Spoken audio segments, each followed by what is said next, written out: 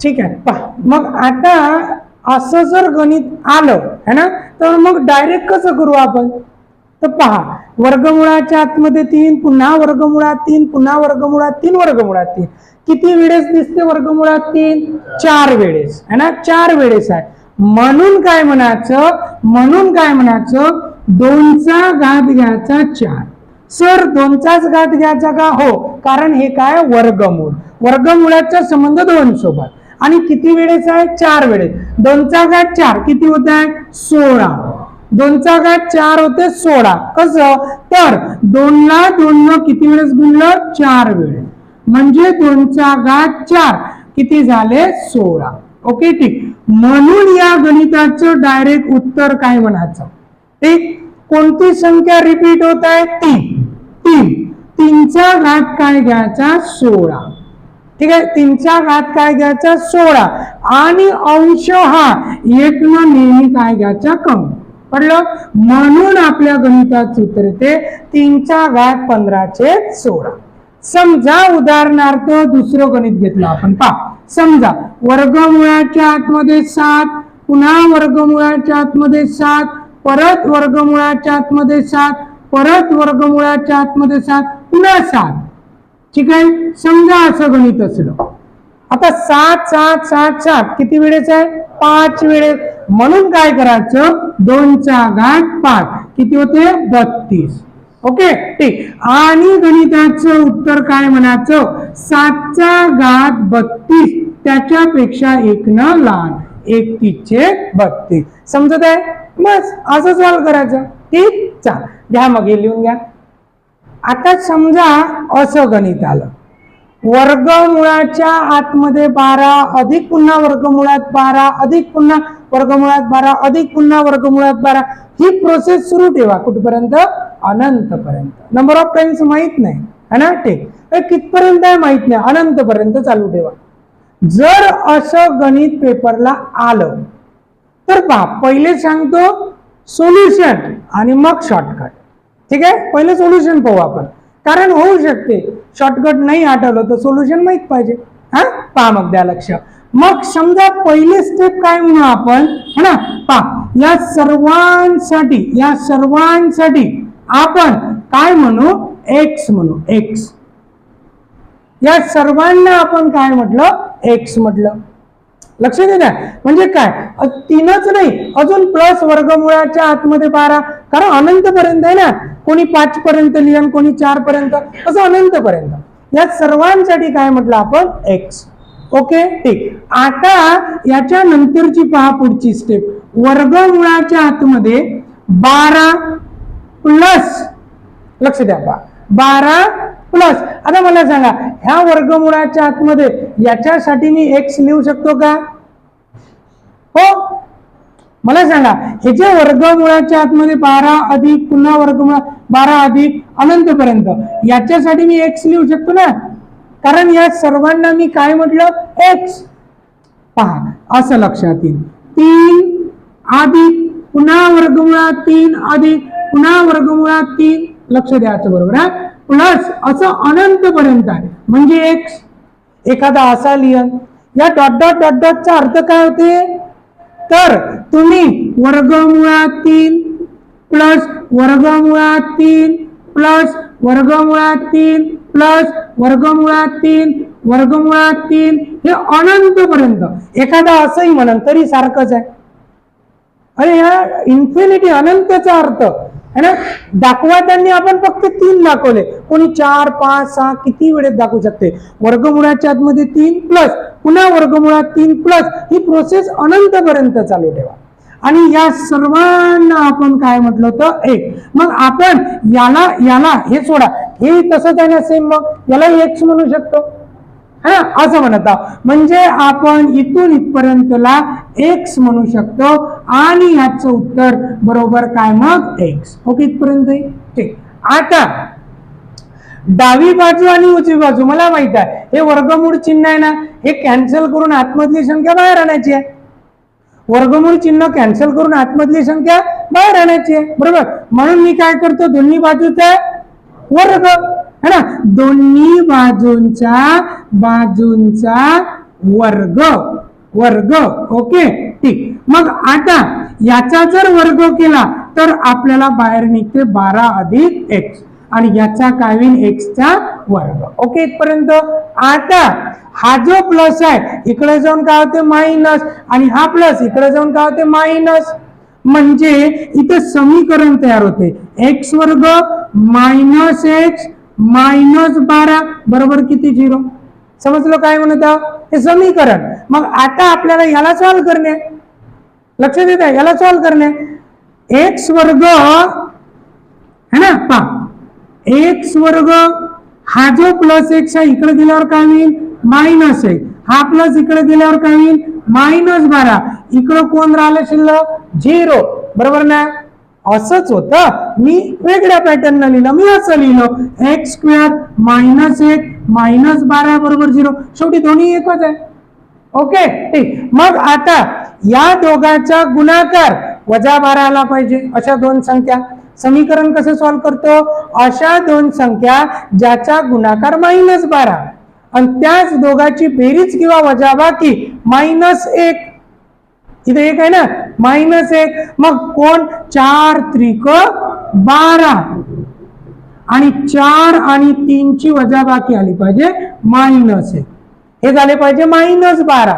Okay ठीक. मग आता काय करता मायनस 4 प्लस 3 मायनस 1 मायनस 4 गुणिले 3 मायनस 12.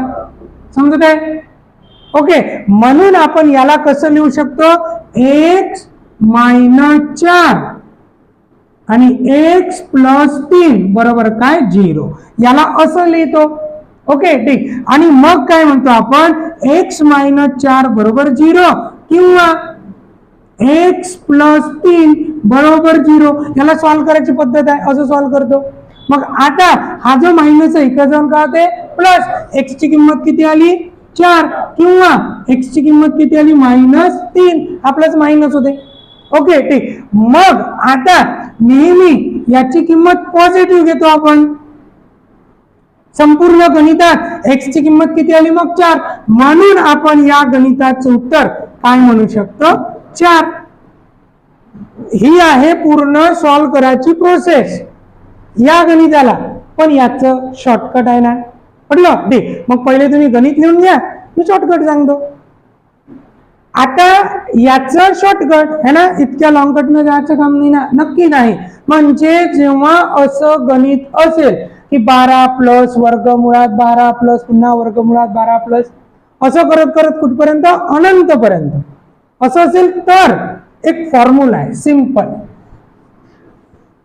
तो फॉर्म्युला फक्त लक्षात ठेव जा. पहा वर्गमुळाच्या आतमध्ये 4a प्लस 1 लक्ष येऊन जाते लक्षात ठीक. वर्गमुळाच्या आतमध्ये 4a प्लस 1 आणि बाहेर प्लस 1 अपॉन 2. लक्ष द्यायचं पहिले शिकवताना. हा फॉर्म्युला आपला पाठ असला पाहिजे. आता इथं a म्हणजे काय तर 12. a म्हणजे कोण तर 12. हे बदलत राहील है ना ठीक. मग आता याच्यानंतरची स्टेप पुन्हा वर्गमुळाच्या आतमध्ये 4 गुणिले 12 प्लस 1 हा प्लस 1 गणितातला अपॉन 2. इथं प्लस म्हणून इथं प्लस. इथं जर मायनस असेल तर इथं काय येईल मायनस. ओके ठीक. इथं प्लस आहे म्हणून प्लस घेतला. मग आता 12 48 आणि 1 49 म्हणजे वर्गमुळाच्या आतमध्ये 49 प्लस 1 अपॉन किती 2. ठीक आहे इथपर्यंत. आणि 49 चे वर्गमूळ किती रे 7 म्हणजे 7 प्लस 1 अपॉन किती 2. 49 च 7 7 ने किती 8 भागेला 2 किती येते मग उत्तर. म्हणून या गणिताचं उत्तर किती येते 4. मग हे बरोबर आपल्याला हा ठीक आहे घ्या मग लिहू. पहा मग आता हे गणित काय म्हणते इथं मायनस आहे सेम मागचंच आहे. मग मी तेच सांगितलं होतं की फॉर्म्युला सेम. फॉर्म्युला कसा आहे वर्गमुळाच्या आतमध्ये 4a प्लस 1 हे बरोबर. इथं प्लस मायनस करायचं नाही फक्त इथं आता मायनस आहे तर हा काय करायचा मायनस आहे. आणि इथं जेव्हा प्लस असेल तेव्हा काय घ्यायचा प्लस आहे, बस सिंपल. आणि अपॉन किती 2 म्हणजे वर्गमुळाच्या आतमध्ये आता a ची किंमत झाली 15 है ना, प्लस 1 मायनस 1 अपॉन किती 2. मग परत 15 चूक 60 आणि 1 61 म्हणजे वर्गमुळाच्या आतमध्ये 61 मायनस बाहेर 1 अपॉन किती 2. आता याला सॉल्व नाही होत ना, राहू द्या, ऑप्शन मध्ये असंच असेल. ठीक, चाल द्या मग द्या लक्ष. आता काय हे गणित मग याच्यातही सेम केलं ना, 2 गुणेला परत वर्गमुळाच्या आतमध्ये 2 गुणेला. पण पहा मागच्या गणितात इथं प्लस होतं किंवा मायनस होतं, बरोबर, आणि एकच संख्या आतमध्ये आतमध्ये आतमध्ये अनंत पर्यंत जात होती, तेव्हा आपण फॉर्म्युला पाहिला. पण आता या गणितात है ना तो फॉर्म्युला लागन का नाही ना, है ना, याला सॉल्वच करावं लागते. जर असं गणित आलं, हे एकमेव गणित आहे है ना, तर मी तर म्हणतो याचं जे काही उत्तर काढू आपण ते पाठ करून टाकू, पडलं, किंवा सॉल्व करायचं असेल तर कसं, मग सगळ्यात पहिली स्टेप. ठीक, या सगळ्यांना आपण काय म्हणू एक्स, या सगळ्यांना आपण एक्स म्हणू. व्यवस्थित लक्ष द्यायचं मी काय सांगत आहो, ठीक, समजायला कठीण आहे गणित.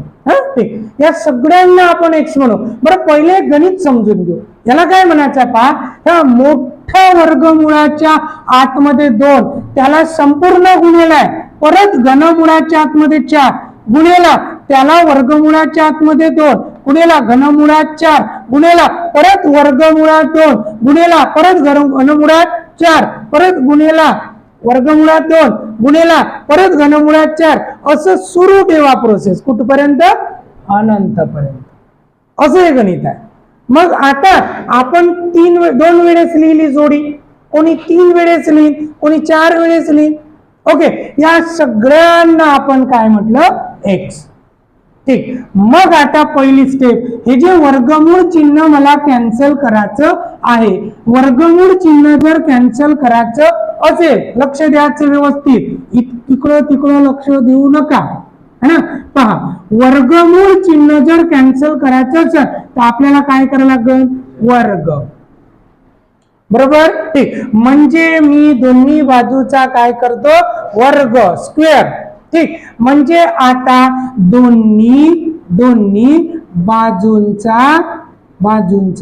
वर्ग, म्हणजे मला किंमत काढायची आहे एक्स ची. ओके, असं चालेल ते. ठीक, दोन्ही बाजूचा जर वर्ग केला तर हे वर्गमूळ चिन्ह काय होते कॅन्सल. म्हणजे काय राहील, 2 गुणेला घनमुळाच्या आतमध्ये 4 गुणेला परत वर्गमुळाच्या आतमध्ये 2 गुणेला परत घनमुळाच्या आतमध्ये 4 गुणेला परत वर्गमुळाच्या आतमध्ये, लक्षात येत आहे ना, गुणेला परत घनमुळाच्या आतमध्ये 4 गुणेला, असं कुठपर्यंत, अनंतपर्यंत. लक्षात येत आहे, अनंतपर्यंत. आता याचा वर्ग केला तर हे बाहेर निघालं, म्हणजेच इकडं याचाही वर्ग करायला लागेल, काय ते एक्सचा वर्ग. लक्षात येतं काय म्हणत आहोत. ठीक, मग आता मला ही तर घनमुळाच्या आतमध्ये येणार आहे, म्हणून आता दोन्ही बाजूचा काय करायला लागेल घन. ओके, म्हणजे आता मला दोन्ही बाजूंचा काय करायला लागेल घन. ओके, ठीक, मग आता दोन्ही बाजूचा जर घन करायचं असेल तर या 2चाही घन करायला लागेल आणि याचाही घन करायला लागेल. 2चा घन किती होते 8 गुणेला, लक्षात येत आहे 8 गुणेला. आता हे घन केला तर हे घनमूळ चिन्ह काय होईल कॅन्सल, आणि आतमधली संख्या काय निघल बाहेर.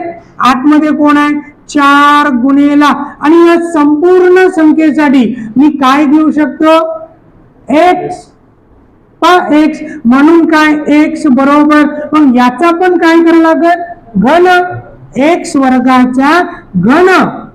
म्हणजे असं आता 8 चूक किती होईल 32 बरोबर है ना, काय राहिला 8 चूक 32 गुणेला एक्स बरोबर एक्सचा 3 गुणे 6 घात. ठीक आहे इथपर्यंत. ठीक, आता पहा हा गुणाकारातला इकडे जाऊन भागाकारात जाईल, म्हणजे 32 बरोबर एक्सचा 6वा घात भागेला काय होईल एक्स.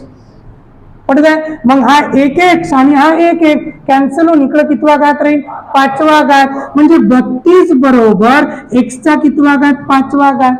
आणि आता दोन्ही बाजूचं 5वं मूळ. 32 हा कितीचा 5वा घात आहे 2चा.